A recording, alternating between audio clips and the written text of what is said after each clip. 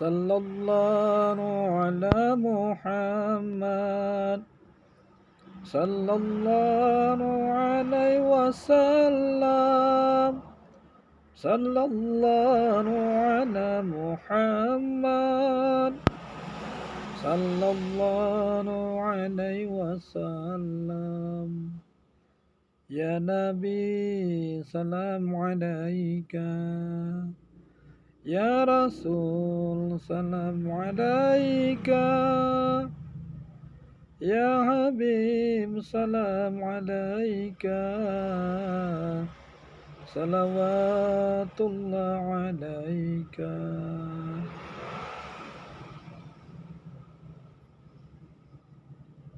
Assalamualaikum warahmatullahi wabarakatuh. Selamat malam untuk saudara-saudara kami dimanapun Anda berada.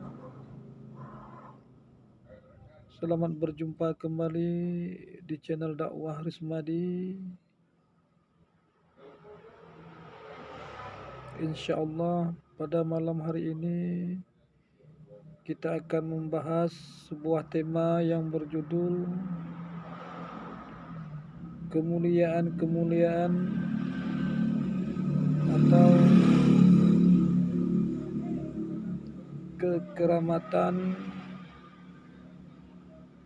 umat Nabi Muhammad SAW yang awam dalam beramal kepada Allah Subhanahu wa taala.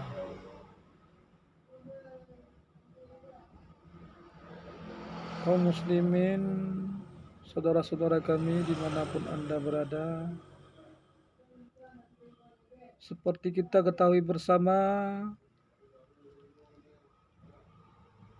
kalau kita mendengar sebuah kalimat yaitu yang berbunyi karamah atau keramat, tentu yang terbayang bagi kita adalah kejadian-kejadian yang luar biasa dialami oleh seorang wali-wali Allah yang mulia dan itu tentu saja benar adanya. Misalnya jarak yang begitu jauh bisa menjadi dekat,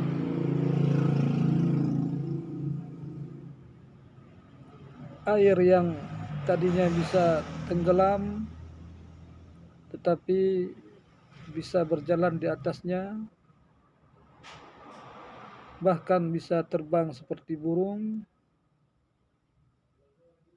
berbicara dengan batu dan dengan binatang-binatang yang lain atau dengan makhluk-makhluk Allah yang lain dan sebagainya. Nah, itulah karamah. Namun demikian, ketika karamah yang seperti itu terjadi kepada wali-wali Allah, apakah karamah itu tidak ada kepada orang-orang awam? Tentu ada. Karamah yang kami maksud di sini adalah dari makna karamah itu sendiri, yaitu berarti kemuliaan. Kemuliaan di sini adalah amalan-amalan umat-umat Nabi Muhammad yang awam dapat menghapus dosa-dosa yang masa lalu dan dosa-dosa yang akan datang. InsyaAllah kita akan membahas satu persatu. Yang pertama, amalan-amalan yang bisa menghapus dosa-dosa di masa lalu dan di masa yang akan datang adalah menyempurnakan sunat wudhu, yaitu sunat wudhu itu seperti bersiwak, kemudian memasukkan air hidung berkumur-kumur yang benar dan menyampaikan air di setiap anggota badan. Nah, bila itu kita lakukan dengan sempurna, insya Allah kita akan diampuni dosa-dosa yang masa lalu dan dosa-dosa yang akan datang. Kemudian amalan-amalan yang bisa menghapus dosa-dosa yang masa lalu dan yang akan datang adalah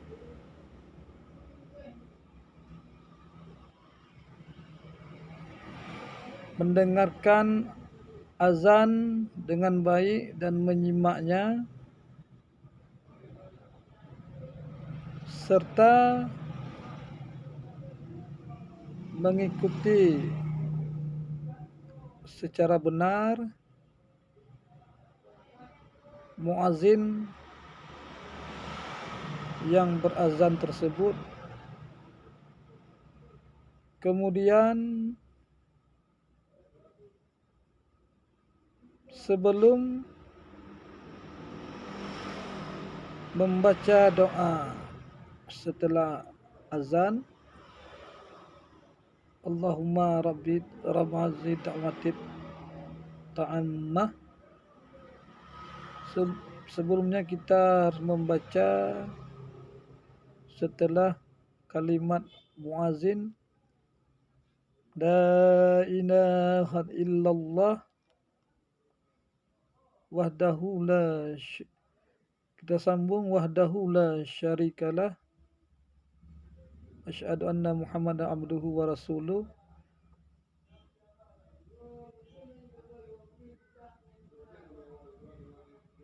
Amantu billahi rabba Muhammadin rasulah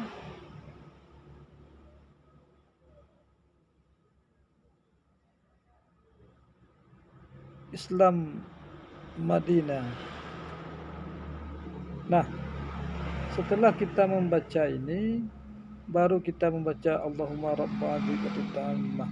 Insyaallah semua dosa-dosa kita yang di masa lampau dan di masa akan datang akan dihapus oleh Allah Subhanahu wa taala. Amalan-amalan selanjutnya yang bisa menghapus dosa-dosa di masa lalu dan di masa yang akan datang adalah, ini khusus bagi laki-laki yang menghadiri Jumat. Setelah Jumat selesai, setelah mengucapkan Assalamualaikum warahmatullah, dalam masih kaki dalam keadaan tahiyat akhir, tidak boleh bergerak-gerak, tidak boleh merubah duduk tahiyat akhir itu, membaca sebelum berkata apa-apa, membaca Al-Fatihah 7 kali. Setelah itu membaca surah Al-Ikhlas Qul huwallahu ahad 7 kali. Selanjutnya membaca surah Al-Falaq 7 kali. Kemudian surah An-Nas 7 kali. Insyaallah semua dosa-dosa yang masa lalu dan di masa yang akan datang akan dijaga oleh Allah, akan dihapus oleh Allah Subhanahu wa taala, dan dijaga dirinya, keluarganya, anak-anaknya, harta-hartanya dari gangguan-gangguan, baik itu gangguan nyata ataupun dari gangguan-gangguan yang tidak nyata. Kemudian Allah akan menghitung orang yang mengamal seperti itu, dia amalannya sebanyak orang-orang yang beriman kepada Allah Subhanahu wa taala di seluruh dunia ini. Sebanyak apa atau berapa banyak umat Islam yang beriman kepada Allah seluruh dunia ini, sebanyak itulah fadilah yang dia dapat. Luar biasa banyak sekali. Kemudian amalan-amalan yang dapat menghapuskan dosa-dosa yang masa lalu dan dosa-dosa di masa yang akan datang adalah qiyam Ramadan. Artinya beribadah di dalam bulan Ramadan. Seperti salat tarawih, membaca Al-Quran, sedekah, dan lain-lain sebagainya. Ini juga, dan yang lebih istimewa, beribadah di malam Qadar, yaitu di malam Lailatul Qadar. Ini amalan qiyam Ramadan ini dapat juga menghapus dosa-dosa di masa yang lalu dan dosa-dosa di masa yang akan datang. Kemudian amalan selanjutnya yang dapat menghapuskan dosa masa lalu dan dosa di masa yang akan datang adalah solat duha. Namun menurut ulama, solat duha ini dapat menghapuskan dosa-dosa yang lalu dan masa akan datang ini, dalilnya sangat lemah sekali. Kemudian selanjutnya amalan-amalan yang dapat menghapuskan dosa di masa yang lalu dan di masa yang akan datang adalah berihram dari Masjidil Aqsa menuju ke Baitullah, ke Mekah atau ke Madinah. Artinya miqatnya dihitung dan diniatkan di Masjidil Aqsa. Ini khusus Allah menjamin orang-orang yang melakukan ini akan mati atau meninggal dalam keadaan husnul khatimah, dijamin masuk surga. Kemudian amalan-amalan yang dapat menghapuskan dosa-dosa masa lalu dan dosa-dosa yang akan datang adalah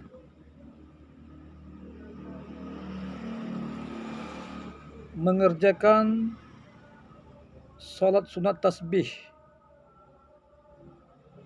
minimal 1 kali seumur hidup melakukannya. Fadilahnya, keutamaannya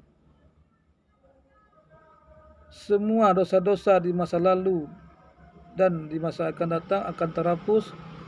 Dosa-dosa yang nyata, dosa-dosa yang tersembunyi, dosa-dosa yang diniatkan, dosa-dosa tidak sengaja, dosa kecil, dosa besar, dosa yang banyak, dosa yang sedikit, semuanya akan diampuni oleh Allah Subhanahu wa taala bila ketika salat tasbih kita itu pas saatnya diterima oleh Allah Subhanahu wa taala. Kemudian